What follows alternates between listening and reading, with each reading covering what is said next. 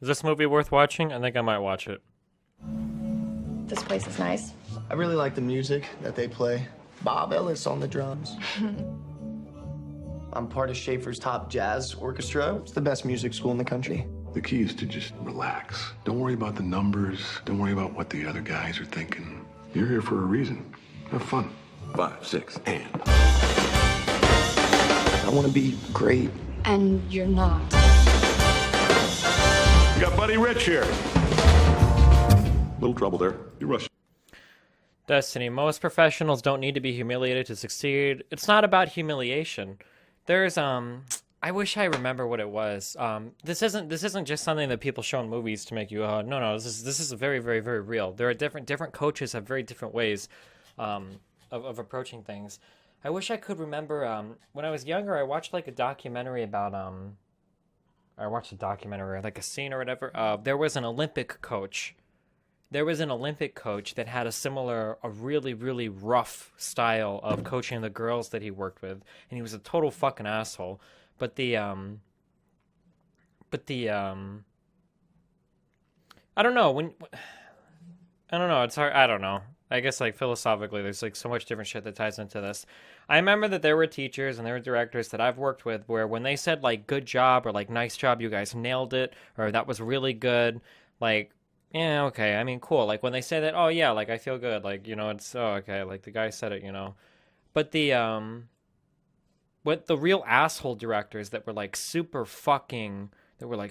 on your ass or whatever, when you did something, when you nailed something and you finally got something right that was up to their standard, even if they didn't say anything, if you had a conductor and you finish and he cue and the last note comes down and they hold time at the very end, nobody claps yet because he hasn't, put his baton down and the entire orchestra band still has their instruments up. I don't know, like, I feel like pleasing those people or getting, like, a good job out of those people, it felt like a billion times more.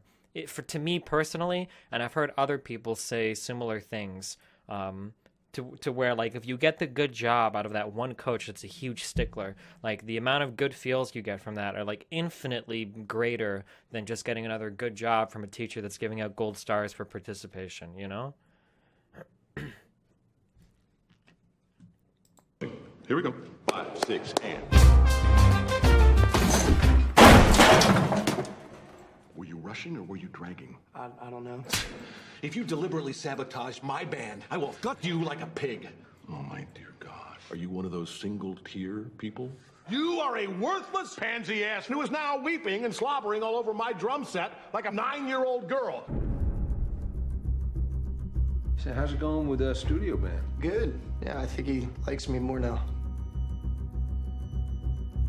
I push people beyond what's expected of them. I believe that is an absolute necessity. I want to be one of the greats. And because I'm doing that, it's going to take up more of my time. And this is why I don't think that we should be together. I would never let him put my son through hell. Why would you let him get away with what he did to you? There are no 2 words in the English language more harmful than good job.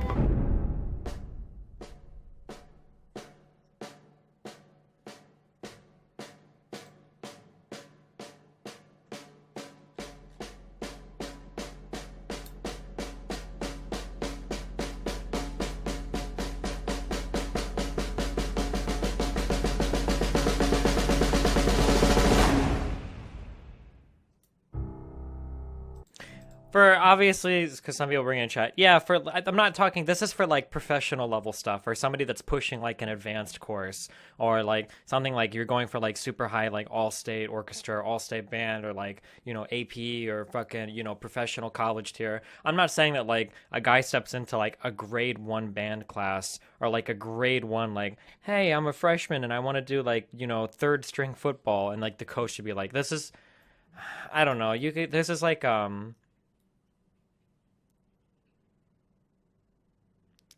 They have the discussion you were having in the movie, especially about pushing people to links deemed not appropriate. Yeah, I mean, I don't know, like...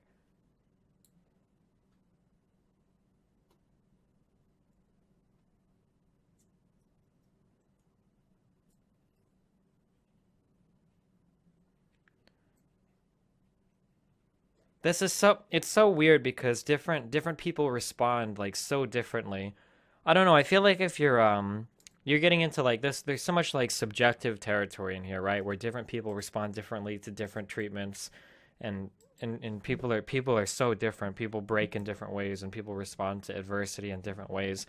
But I feel like I don't know, like if you're really passionate about going after something, and you've got a teacher who you respect and you know they're good and they're giving you shit over it, like I feel like if you're really passionate about it, I feel like it's a challenge to succeed, and it's a challenge to get that okay from that person.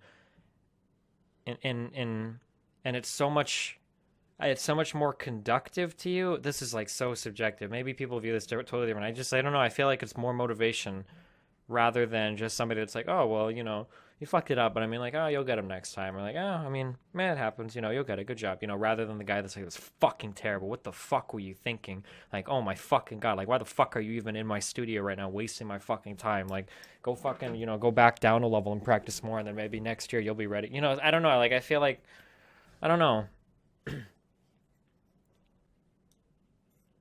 Why participate on either side? Why not just focus on the objective truth? Well, because sometimes when you're pushing yourself, that's not enough at the end of the day.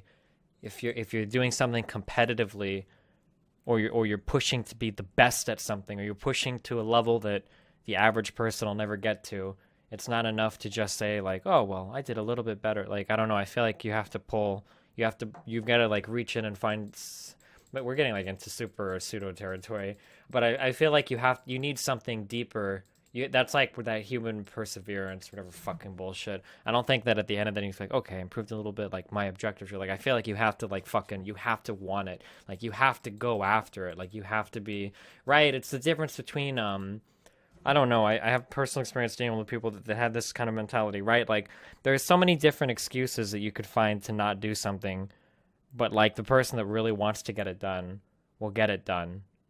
Regardless, like people that fail find a million reasons not to, and like a million reasons not to succeed, but the person that wants to succeed really badly will try to resist all ways of failure, right? I don't know.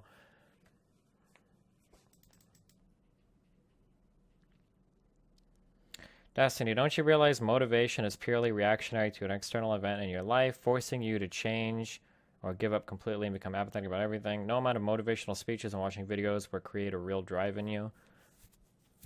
There's actually a real psychological phenomenon where watching like motivational videos and like telling people about the things that you're doing give you like really good feelings, but they don't create like lasting things at all, right? Like when you tell everybody about like a new diet you want, or you tell everybody like, oh, I'm going to the gym now, you tell everybody stuff like that, or like you bring it up a lot, or you talk to people, it creates something in the mind where you get like a huge like burst of fucking reward. I don't know if it's oxytocin or whatever the fuck, hormones or whatever bullshit, but like you feel really good about it, but it doesn't actually like push you to finish it, I don't think motivational speeches or anything have ever motivated somebody to do anything ever.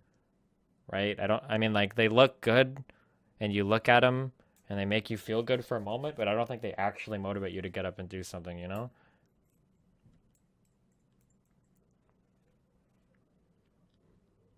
Dopamine? Maybe that's the word I'm looking for. Endorphins? I don't know. Destiny, this video explains it. Like me, a 45-minute video? I certainly don't want to pretend a caring... Nothing gets done without discipline and willpower. Yeah, that's really like when you talk about like succeeding or whatever, motivation and all that shit. It's not really like the motivation thing is actually like one of the least important things about succeeding in anything in your entire life ever. It actually comes down to like ruthless fucking discipline. Like motivation is actually really easy. To be motivated to go to the gym, anybody can be motivated to go once or twice. Like it's the easiest fucking thing in the world, and you feel good after that 1 or 2 times.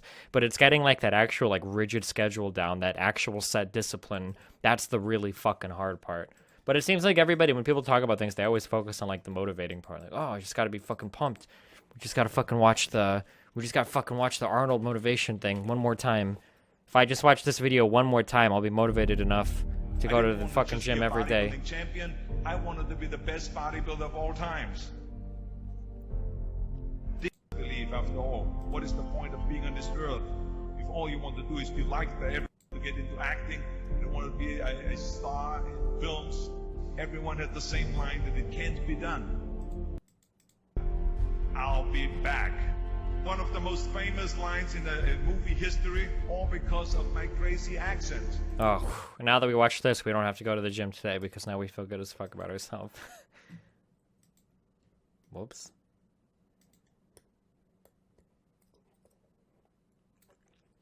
You can't make such sweeping statements like you are now. Okay, well, in my experience as a human being and everybody that I ever met, any musician I ever met in college that was successful, I had never met a single one. It all comes down to, like, I don't know. I said this a lot of times with personal experience in my life and from what I've seen being successful. If you want to be successful in life, it literally comes down to how fucking hard can you fucking work? What kind of fucking, like, tenacity is literally the most important fucking thing you can have. Like, that's it. Literally, that's it. It all comes down to tenacity. I've said that like a million fucking times. You can. I'm pretty sure that if you talk to any successful athlete, if you talk to fucking anybody that's been really good at something, they'll always tell you that tenacity is the most important thing. Natural talent has nothing to do with anything. Your genetic, whatever, any other bullshit has nothing to do with anything.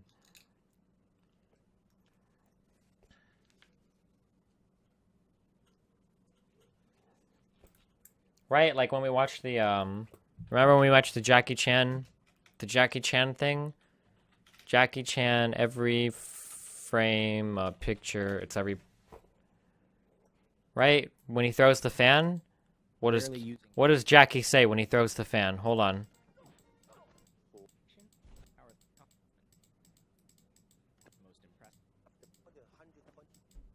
Gives him months to shoot a fight. And the most difficult thing is when I throw the fan and coming back, more than 120 tick. Those kind of things, oh, Jackie, good. It's not good. You can do it. Except, do you have the patience or not? Will Smith says the same thing. What's the fucking thing where he talks about treadmill bullshit? Talent, skill, success. Hard work versus talent. He has like a thing where he's like, oh, fucking... the treadmill. Hold on, let's find it.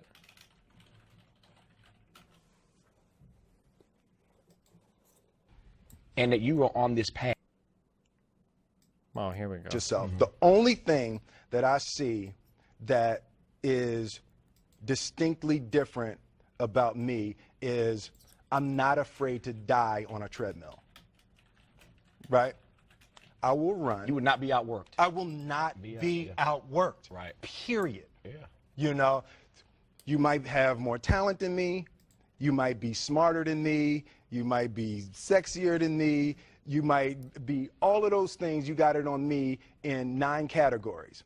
But if we get on the treadmill together, right, there's 2 things. You're getting off first, or I'm going to die. It's really that simple. Play what's otherwise. Got any friends, Andy? Last clip. I don't know. I haven't watched this one before. Good luck. Got any friends, Andy? No.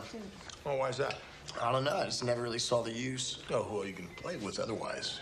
Lennon and McCartney, they were school buddies, am I right? Charlie Parker didn't know anybody until Joe Jonas threw a symbol at his head. So that's your idea of success, huh? I think being the greatest musician of the 20th century is anybody's idea of success. Dying broke and drunk and full of heroin at the age of 34 is not exactly my idea of success. I'd rather die drunk, broke at 34 and have people at a dinner table talk about me than live to be rich and sober at 90 and nobody remember who I was. Ah, but your friends will remember you. That's the point. None of us were friends with Charlie Parker. That's the point. Travis and Dustin, they have plenty of friends and plenty of purpose. I'm sure they'll make great school board presidents someday. Oh, that's what this is all about? You think you're better than us? Catch on quicker and model you in? I got a reply for you, Andrew. You think Carleton football's a joke? Come play with us. 4 words you will never hear from the NFL. Who wants dessert? From Lincoln Center?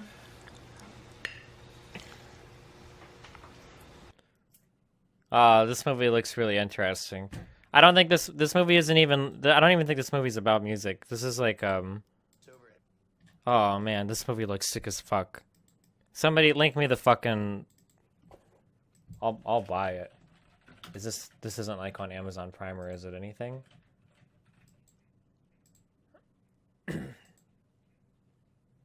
This guy's a fucking cunt. Like, I bet you could watch the movie and there are gonna be people that think that this guy is a fucking cunt. But it's like I don't know, like when there's one thing that you want more than anything else, like nothing else matters. Does that make sense? Like if there's one thing that you desire, one, whether it's some kind of thing that you want, that you cherish over everything else, literally everything can fuck off and die and fall to the wayside in your pursuit of that one thing, right? It's about being an edgy teen. You're fucking retarded. But I mean, if you're too like mentally incompetent to fucking understand the fucking message, I mean, if you want to just call it edginess because you're too stupid to understand otherwise, I mean, I understand things that challenge my mindset scare me too, mate. All right, I'm downloading this. I'm watching this tonight. I'm doing it.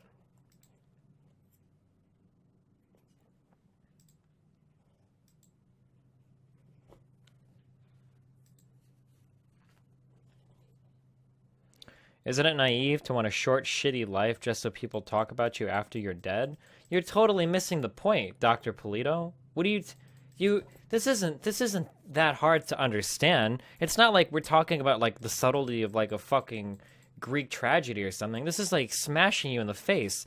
It's the difference between following what the guy on the left, right? It's the difference between following like a normal path and growing up as a normal functional human being and having normal friends and a normal job and a normal life and being happy and just being content versus the guy on the right who is insanely fucking ambitious, who would give up fucking anything that he could possibly give up to attain one goal that he sees as being greater than any other convenience that life has to offer, right? So whereas the guys on the left, they're like, oh, well, you know, you can have a good wife, you can have a family, you can have friends, like all this fucking shit, right? The guy on the right doesn't care about any of that. He just wants this one thing. In this movie, I guess, I haven't seen it, but obviously he wants to be one of the greatest drummers of all time, right? That's what he wants, right? So it's that dichotomy of, I mean, I'm assuming that the movie presents it as a dichotomy of you can either be a content, whatever, blah, blah, blah, or fuck everything else and go after the one thing, right? Isn't sacrificing everything for one goal some kind of mental illness? I mean, it might be, depending on how obsessed you are, sure, I mean. That's pretty rare to want something that badly, though. Yeah, it is pretty rare. That's why there are only so many of the greatest kinds of people. But do you think, like, if you go back to any of the greats, I can only speak about musicians. Well, I mean, it's the same with athletics, too. It's the exact same with, like, the Olympics and the athletics. Like, those people, like, do you think that those Olympic people, the people that, like, are the Olympic champions in their teens, like, do you think that they go out every Friday, Saturday night and hang out with their friends, or they're texting after school? Like, I think that people, like, severely underestimate, like, how much of your life you have to give up to be that athletically competitive, especially for some of those people that do early Olympic stuff. Like, these are people that literally fucking, like, will wake up at 5 a.m. for conditioning, go to school, during lunch they'll, like, practice a routine, and then after school they'll spend, like, 4 or 5 hours practicing, and then go home, go to sleep, and do it, like, over again. Like, it's not like people that want to be like the greatest at something or like at an Olympic or ultra athletic competitive level. Like these aren't like normal people that will just do it for like 30 minutes, 45 minutes a night and really practice it. These people like make it like their life, you know?